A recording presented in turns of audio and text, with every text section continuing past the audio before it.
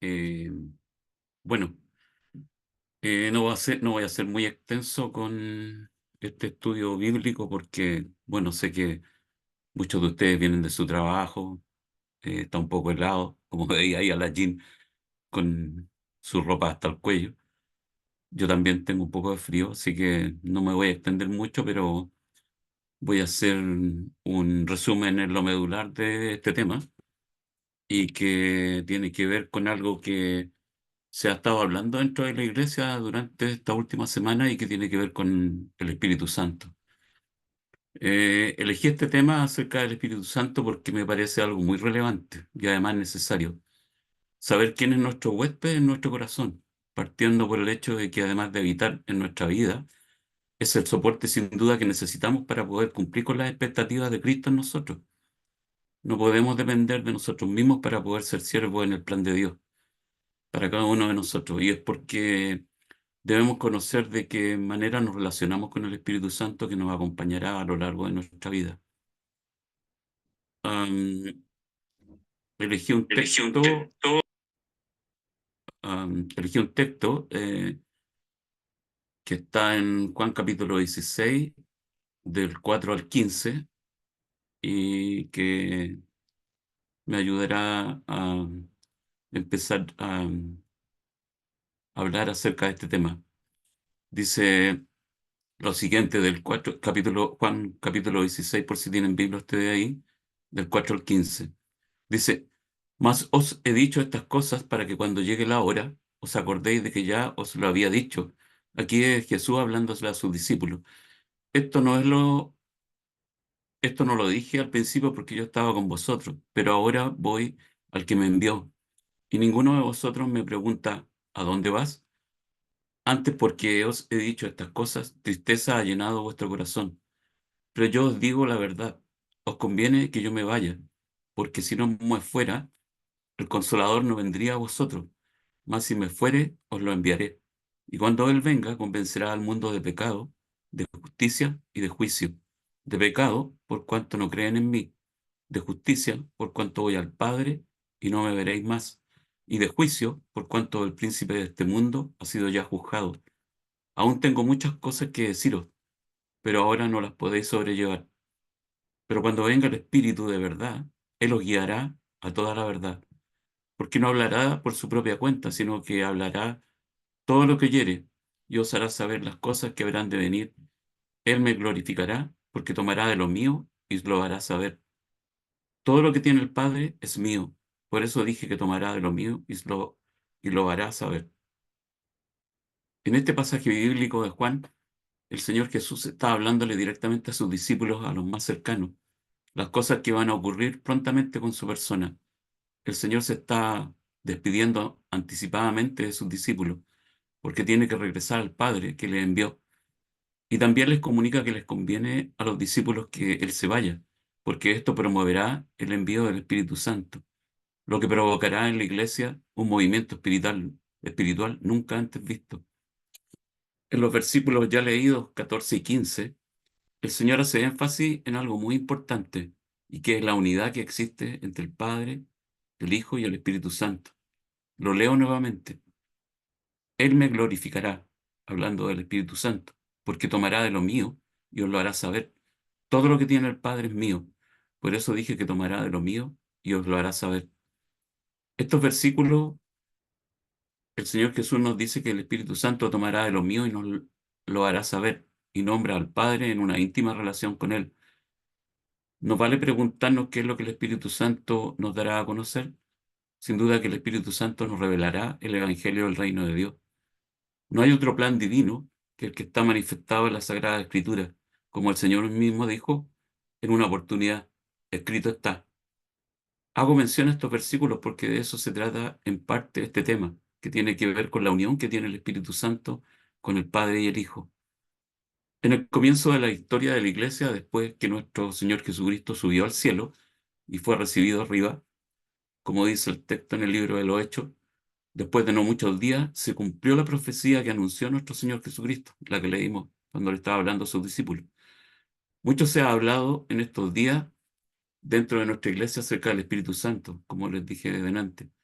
y la labor que éste desempeña en medio del pueblo de Dios y más exactamente en el corazón de cada creyente donde él habita.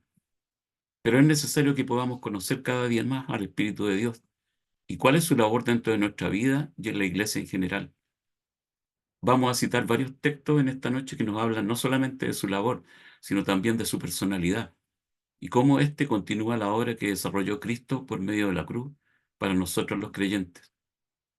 Como siempre, Satanás también tiene algo que decir, como lo ha hecho en toda época tratando de engañar al pueblo de Dios. Podríamos hacer una enseñanza hoy de los muchos detractores y las ideologías que no le dan o no reconocen la legitimidad de la personalidad del Espíritu Santo como Dios, ni tampoco reconocen su ministerio. Solo pondré un par de ejemplos como para saber cómo se levanta Satanás contra la obra de Dios, ocupando diversas ideologías o sectas. Permiso. Por citar algunas de estas sectas, los testigos de Jehová podrían estar en primer lugar. Por decirlo de alguna manera, se sacaron el premio con sus declaraciones acerca de él y que promueven erróneamente que el Espíritu Santo no es más que una fuerza que proviene de Dios y en ningún caso es una persona, tan igual como Cristo Jesús o como Dios Padre. Además, dejan fuera también la deidad de Cristo. Y esta ideología es tan diabólica porque cierran totalmente al ser humano la única forma de llegar a Dios Padre, entendiendo a través de la Sagrada Escritura que sin Cristo es imposible obtener la salvación. Así que ellos traen la doctrina de Satanás directamente a los hogares de la gente. Esto es algo personal lo que les voy a leer acá o que les voy a decir. Un consejo: cuando golpeen su puerta, no los atienda. Pareciera ser rudo o duro lo que estoy diciendo, pero si usted cree que puede hacerlos entender que están equivocados, pierde su tiempo. A menos que el Espíritu Santo tenga un propósito puntual con alguno de ellos, no lo reciba. Veremos ahora la personalidad del Espíritu Santo. Tomar en cuenta la personalidad del Espíritu Santo es fundamental. Negar este hecho es negar su existencia y también conlleva a negar la Trinidad. Hay doctrinas que llevan a negar que el Espíritu Santo es una persona, como lo dije y lo repito nuevamente. Estuve buscando algo sobre este tema y encontré una secta que me llamó la atención, los monarquianos, y escribí una breve historia acerca de esto. Los monarquianos fueron herejes de los siglos II y III después de Cristo. El monarquianismo constituye un grupo de corrientes doctrinales totalmente opuestas entre sí, que tenían como única característica relacionada la creencia de que Dios era un solo rey o monarca, y que no era una pluralidad de personas, por ser contraria a la posición trinitaria. Fueron consideradas heréticas por el cristianismo histórico. Entre los monarquianistas tenemos a Noeto, quien fundó la corriente hereje del modalismo, algo que se desprende del monarquianismo. Él fue iniciador y primer propagador de esta doctrina, quien predicó en Esmirna. Esmirna no hace sentido porque hemos leído en la Biblia acerca de Esmirna, que está en Asia, entre el 180 y el 200 después de Cristo. Él afirmaba la existencia de un solo Dios supremo, negando netamente la existencia de la Trinidad. Si se fijan en las fechas en que producieron esta herejía, 180 y 200 después de Cristo, nos damos cuenta que son tiempos en que la iglesia de Cristo era muy joven, por decirlo de alguna manera. Y una breve definición de modalismo. El modalismo se oponía férreamente al dogma de la Trinidad, de acuerdo con la concepción trinitaria Padre, Hijo y Espíritu Santo, que son cada una de las tres personas de la Trinidad. Los modalistas explicaban que, de acuerdo con la Biblia, estos términos nunca pretendían hacer distinciones de tres personas eternas dentro de la naturaleza de Dios, sino que simplemente se referían a modos o manifestaciones de Dios. En otras palabras, Dios para ellos es un ser individual y único, y los diversos términos usados para describirles, tales como Padre, Hijo y Espíritu Santo, son designaciones aplicadas a sus diferentes formas de actuar o a las diferentes relaciones que él tiene para con el hombre. Pareciera tener un poco de lógica esto si lo analizamos así desde un punto de vista humano, pero no incluía este personaje lo fundamental, que tiene que ver con la identidad de cada uno. como veremos más adelante acerca del Espíritu Santo. Es interesante conocer estas corrientes heréticas porque podemos ver que siempre, o desde el comienzo, como diría alguien que conozco que le gusta el rock, from the beginning, es una broma aparte. La iglesia ha estado siempre atacada por falsas ideologías que quieren poner en la mente y el corazón del ser humano la destrucción del plan de salvación. Y es aquí donde el Espíritu Santo pone de manifiesta su labor. Como dice el texto bíblico, Él será nuestro guía. Si sacamos al Espíritu Santo del escenario bíblico, sin duda que no tendremos ninguna relación con Dios. Negar su existencia equivale a tomar el camino directo al infierno, como dice el texto que leímos al principio. Y cuando Él venga, convencerá al mundo de pecado, de justicia y de juicio. Ese es el versículo 8 del capítulo que leímos. Y más adelante, en el 13, dice: pero cuando venga el Espíritu de verdad, Él os guiará a toda la verdad. ¿Podemos prescindir del Espíritu Santo entonces? Definitivamente no, ¿cierto? El Espíritu Santo en el principio. Génesis 1:2 dice lo siguiente: en el principio creó Dios los cielos y la tierra estaba desordenada y vacía, y las tinieblas estaban sobre la faz del abismo, y el Espíritu de Dios se movía sobre la faz de las aguas. Acá podemos ver claramente lo que escribió Moisés en el libro de Génesis. El Espíritu Santo estaba presente desde el principio, listo para participar en la creación de todo lo que vemos hoy. Vayamos un poco más adelante en la Sagrada Escritura y vemos el Salmo 104 como para hacer un paralelo o un punto de convergencia entre esta idea del Espíritu Santo en la creación. El Salmo 104, el salmista está escribiendo acerca de la creación de Dios. Tomé un par de versículos para seguir la línea de lo que estamos viendo hoy acerca de la obra del Espíritu Santo y su rol dentro de la Trinidad. Salmo 104, el versículo 24 y el 30. Dice el 24: cuán innumerables son tus obras, oh Jehová, hiciste todas ellas con sabiduría. La tierra está llena de tus beneficios. Y el 30 dice: envías tu espíritu, son creados y renuevas la faz de la tierra. Así que podemos ver claramente la labor del espíritu trabajando en la creación, tomando los elementos y ordenándolos a voluntad, para que sean tangibles a nuestros ojos. Ha creado un escenario en el cual nosotros habitamos. Un consejo: cuando tengan tiempo, lean o repasen este salmo. Es muy bueno, porque acá aparece cómo el Señor muestra su creación en este salmo y de qué manera Él participa y cómo interactúa en cada cosa que realiza. Me hubiese gustado haberlo leído, pero no quiero alargarme tanto por tiempo. Nada le es desconocido, porque como dice el Salmo, está presente en la inmensidad de los cielos y también preocupado de la cueva de un conejo. Esto aparece en ese Salmo, léanlo. Eso aparece literalmente. Y esto me hace mucho sentido con lo que nosotros somos en nuestra inteligencia. Este Salmo nos recuerda que fuimos creados a imagen y semejanza suya, y tomamos de esta inteligencia también nosotros para crear cosas. Increíble nuestro Dios, ¿cierto? Por decir algo mínimo de Él. Sigamos con el tema de hoy acerca del Espíritu Santo, la deidad del Espíritu Santo. El Espíritu Santo, ya partiendo de su propio nombre, se ve manifiesta su deidad. Espíritu significa, según la definición de la Real Academia Española, ser inmaterial, dotado de razón. Santo, también una definición de la Real Academia, dice que significa apartado, perfecto, libre de toda culpa. Pero para ir más allá en la búsqueda de entender que el Espíritu Santo es Dios y cómo éste está enteramente ligado dentro de la Trinidad, vayamos a los siguientes textos bíblicos. Primera de Corintios 6, del 9 al 11. Lo leo. ¿No sabéis que los injustos no heredarán la tierra? Voy a leer varios versículos porque para no quedar en el aire con lo que estoy leyendo y para que sepan desde dónde nace la idea. Dice 9. ¿No sabéis que los injustos no heredarán el reino de Dios? No erréis, ni los fornicarios, ni los idólatras, ni los adúlteros, ni los afeminados, los que se echan con varones, ni los ladrones, ni los avaros, ni los borrachos, ni los maldicientes, ni los estafadores heredarán el reino de Dios. Y estos erais algunos, mas ya habéis sido lavados, ya habéis sido santificados, ya habéis sido justificados en el nombre del Señor Jesús y por el Espíritu de nuestro Dios.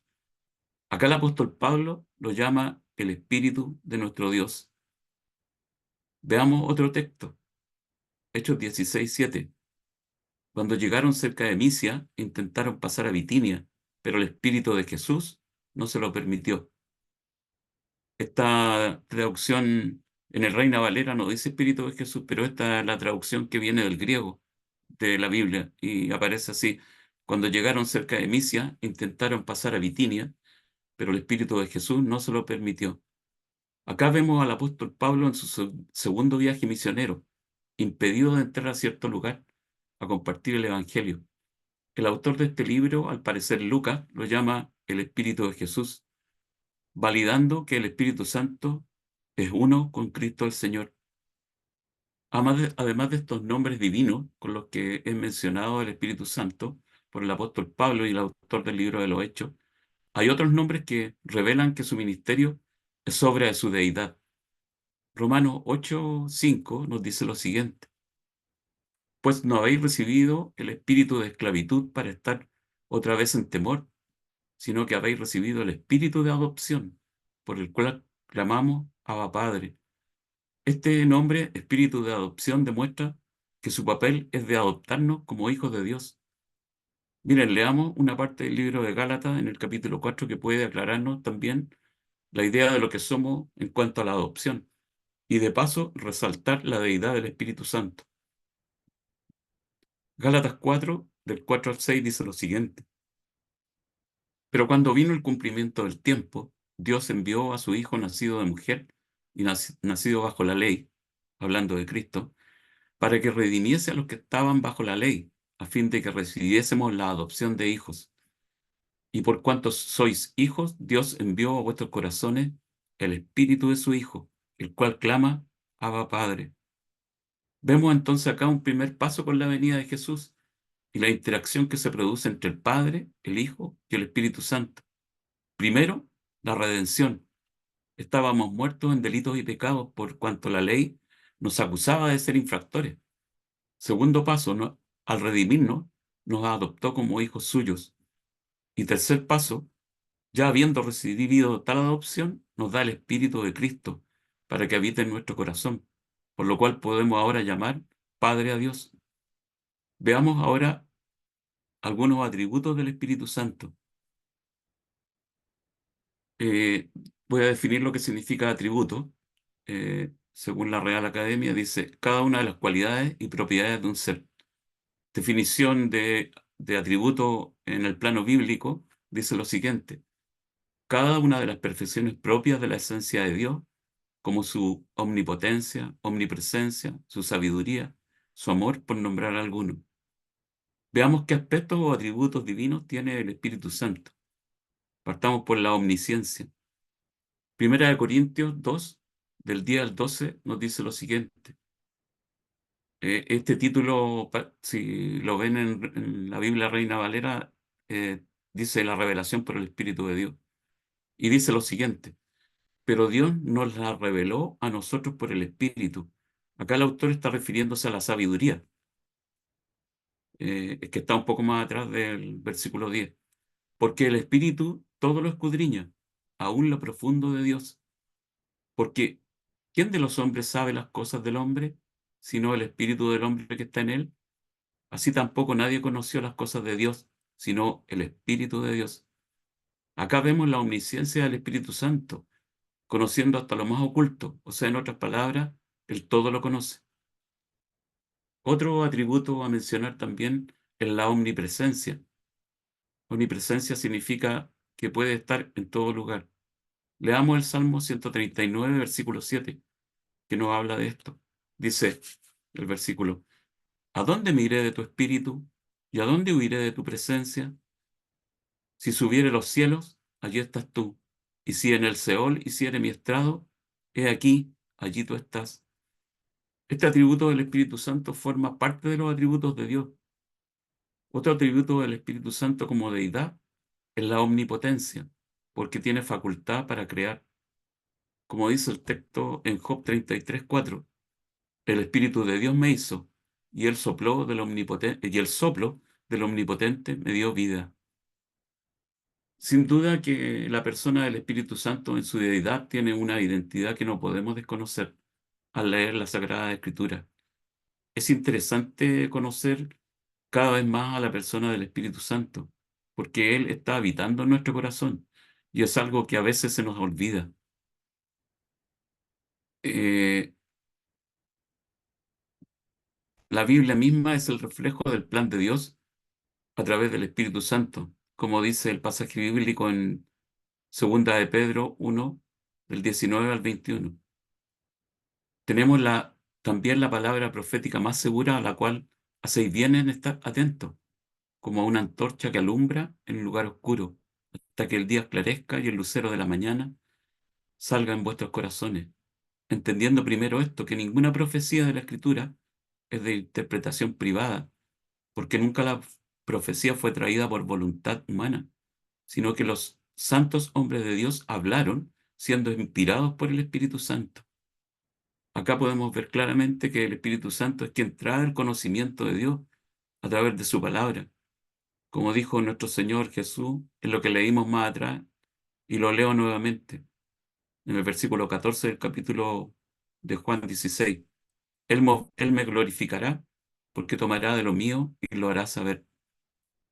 ¿Cómo podremos saber lo que el Espíritu toma de Cristo, de acuerdo a lo que dice este versículo? Sin duda que a través de su palabra, a través de la Escritura. Como hemos visto hasta ahora, la persona del Espíritu Santo nos da la confianza de que Dios mismo está interactuando con nosotros por medio de Él. Y esto no es algo que nosotros podamos manejar. No es por voluntad humana que el Espíritu Santo habita en nuestros corazones, sino que es una promesa de Dios para todo aquel que cree que Jesús es el Hijo de Dios. Y para terminar, como dice el texto acerca de esta promesa en el libro de Ezequiel, Ezequiel capítulo 36, versículos 26 y 27 dice lo siguiente: Os daré un corazón nuevo y pondré espíritu nuevo dentro de vosotros y quitaré de vuestra carne el corazón de piedra y os daré un corazón de carne y pondré dentro de vosotros mi espíritu y haré que andéis en mis estatutos y guardéis mis preceptos y los pongáis por obra. Eh, la verdad de las cosas es que mientras escribía esto que les compartí, me di cuenta que falta mucho más que decir sobre el Espíritu Santo y de su obra como ministerio. Y tal vez haya una segunda oportunidad para seguir haciendo o relatando algo más sobre lo que significa ese espíritu que nos fue dado a cada uno de nosotros por creer, por fe y que habita en nuestros corazones. Oremos. Padre, te quiero dar muchas gracias en esta noche, Señor, por tu palabra, Señor, que es bendita, Señor, que es, Señor, inmutable, que, Señor, sabia, que todo lo que hay, Señor, en la Escritura, Señor, es el reflejo de lo que tú eres, Señor. Te pido, Dios Todopoderoso, por mis hermanos que están aquí, Señor, que han escuchado esta palabra, Señor, para que tú puedas fructificarla, Señor, para que tú puedas, Dios Todopoderoso, hacerla crecer, Señor, y que sea una provisión, Señor, esta palabra en el corazón de cada uno de ellos, Señor, para cualquier día, Señor, que la necesiten, Señor. Es lo que te pido humildemente, Señor, en el nombre de tu Hijo amado, Señor. Amén.